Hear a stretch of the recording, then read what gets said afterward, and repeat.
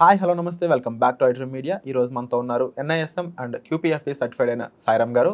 చాలామందికి ఎస్ఐపి ద్వారా సిస్టమేటిక్గా ఇన్వెస్ట్ చేసుకుంటూ ఒక certain amount large amount of corpus build చేసుకోవాలనుకుంటూ ఉంటారు. బట్ ఎస్ఐపికి సంబంధించి ముఖ్యమైన డీటెయిల్ ఈరోజు ఎపిసోడ్లో తెలుసుకుందాం. Hi sir. Hi Virat.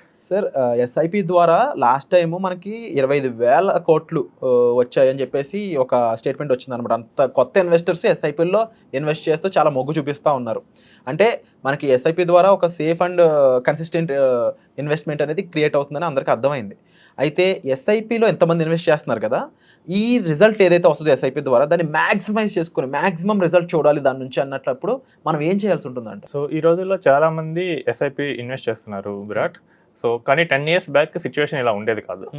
So ఎంఫీ ఇప్పుడు క్రికెట్ మ్యాచెస్ జరిగేటప్పుడు టెండూల్కర్, ధోని వీళ్ళతో యాడ్స్ చేయించడం వల్ల చాలా మందికి అవేర్నెస్ వచ్చింది. ఓకే, మ్యూచువల్ ఫండ్స్ అనేది ఒకటి ఉంది, సో అందులో ఇన్వెస్ట్ చేయొచ్చు అని చెప్పేసి.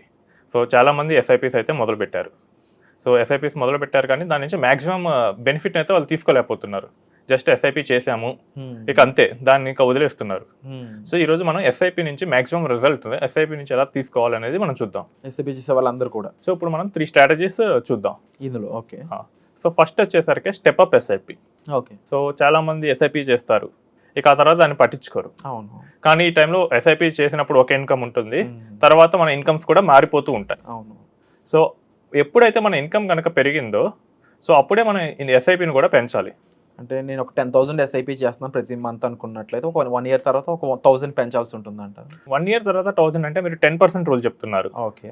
సో మనకి 10% ఎందుకు వచ్చిందంటే చాలా వరకు ఐటీ ఇండస్ట్రీస్లో వీటిలో యావరేజ్ హైక్ 10% ఉంటుంది. సో అందుకని చెప్పి 10% పెంచమంటున్నారు. బట్ అది అందరికీ వర్తించదు. సో ఒక సీనియర్ మేనేజ్మెంట్ లెవెల్ ఎంప్లాయీ ఉన్నారు, ఓకే.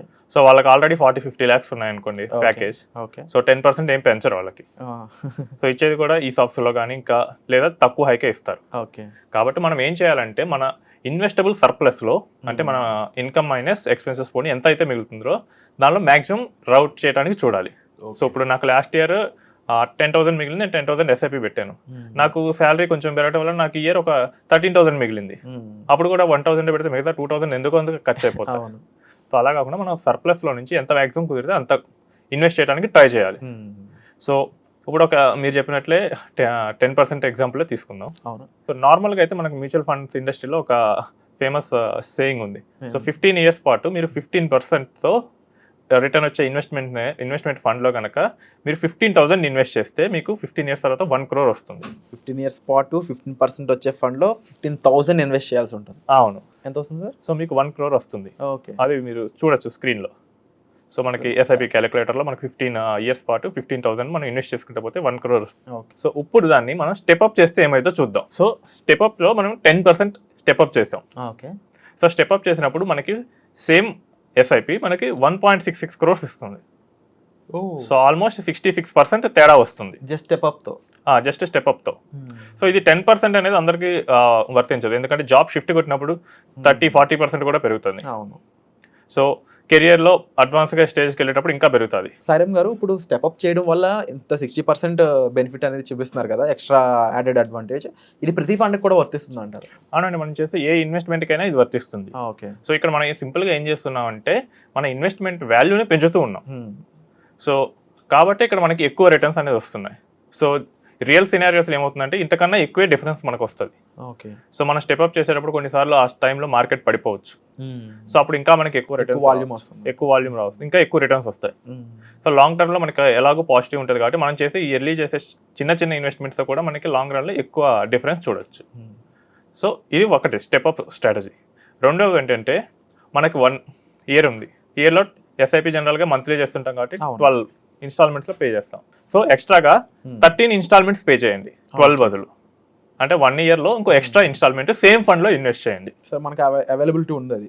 సో అవైలబిలిటీ ఉంటుంది. సో మీరు మీ మ్యూచువల్ ఫండ్ చూసుకునే యాప్లోకి వెళ్ళేసి మీరు సేమ్ ఫండ్లోకి మీరు ఎక్స్ట్రాగా ఇన్వెస్ట్ చేసేయచ్చు. ఓకే. సో ఇలా ఇన్వెస్ట్ చేస్తున్నప్పుడు ఏమవుతుందంటే మనకి ఒక 7-8% వరకు డిఫరెన్స్ వస్తుంది రిటర్న్లో. సో నార్మల్గా మీకు 15,000 సేమ్ ఇన్వెస్ట్ చేసుకుంటే వెళ్తే 1 crore వస్తే ఇక్కడ 1.7 to 1.8 crores జనరేట్ అవుతుంది. సో ఇక్కడ మనం చేసింది ఏం లేదు, ఎవ్రీ ఇయర్ ఒక ఎక్స్ట్రాగా ఒక ఇన్స్టాల్మెంట్ పే చేసాం. సో మీరు చెప్తున్నారు కదా ఎక్స్ట్రా ఒక ఈఎంఐలా పే చేయమని ఎస్ఐపి, అయితే ఇది ఏ టైంలో పే చేయడం వుడ్ బి గుడ్ అంటారు? మనకేంటంటే మార్కెట్ జనరల్గా ఎవ్రీ ఇయర్ 5% అనేది అట్లీస్ట్ కరెక్ట్ అవుతానే ఉంటుంది.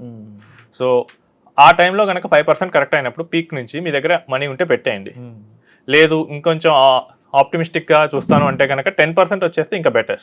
ఇంకో డౌట్ సార్ నాకు ఇక్కడ, జస్ట్ ఒక ఎస్ఐపి అమౌంట్ పెట్టే ప్లేస్లో, ఎక్స్ట్రా ప్లేస్లో లంసమ్ అమౌంట్ ఉన్న పెట్టొచ్చా? ఇంకా ఇంకా ఎక్కువ ప్రాఫిట్స్ వస్తాయేమో కదా. సో ఇది టెక్నికల్లీ మీరు పెట్టింది లంసమే. సో ఎస్ఐపి అనేది మీకు ఆటోమేటిక్గా ఆటోపేతో కట్ అయిపోతూ ఉంటుంది. అవును. సో మనం ఎక్స్ట్రాగా పెట్టేది ఒక లంసమే. ఓకే. సో మనకి ఇంకా ఎక్కువ అమౌంట్ ఉంటే కనుక పెట్టొచ్చు. సో మనం సేమ్ ఫండ్లో మనం కంటిన్యూ చేయొచ్చు. SIP plus lump sum. సో ఈ స్ట్రాటజీని ఎస్ఐపి ప్లస్ లంసమ్ స్ట్రాటజీ అని కూడా అంటారు. సో థర్డ్ స్ట్రాటజీ వచ్చేసరికి పైన 2 చెప్పినవి మిక్స్ చేయాలి. Okay. Step up plus 13th installment. Okay. So ఈ స్ట్రాటజీలో ఏమవుతుందంటే, సో ఎవ్రీ ఇయర్ మనం ఇన్వెస్ట్మెంట్ చేస్తూనే ఉంటాం. సో నెక్స్ట్ మనకి హైక్స్ రాగానే లేదా ఇంకా ఎక్స్ట్రా ఇన్కమ్ రాగానే మనం మన ఎస్ఐపి అమౌంట్ని పెంచేస్తాం, స్టెప్ అప్ చేస్తాం. సో ఎప్పుడైతే మనం స్టెప్ అప్ చేస్తున్నామో మనం ఎక్స్ట్రా ఇన్స్టాల్మెంట్ని కూడా ఆ స్టెప్ అప్ అమౌంట్తో ఈక్వలెంట్గా మనం పెంచాలి. ఓకే. సో నేను ఇప్పుడు 15,000 చేస్తున్నాను, నెక్స్ట్ ఇయర్ నేను 20 చేశాను.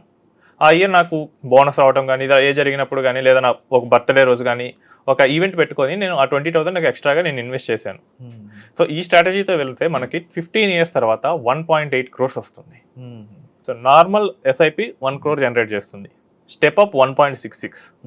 So step up plus 13 months స్ట్రాటజీతో వెళ్తుంటే మనకి ఏమవుతుందంటే 1.8 crores వస్తుంది.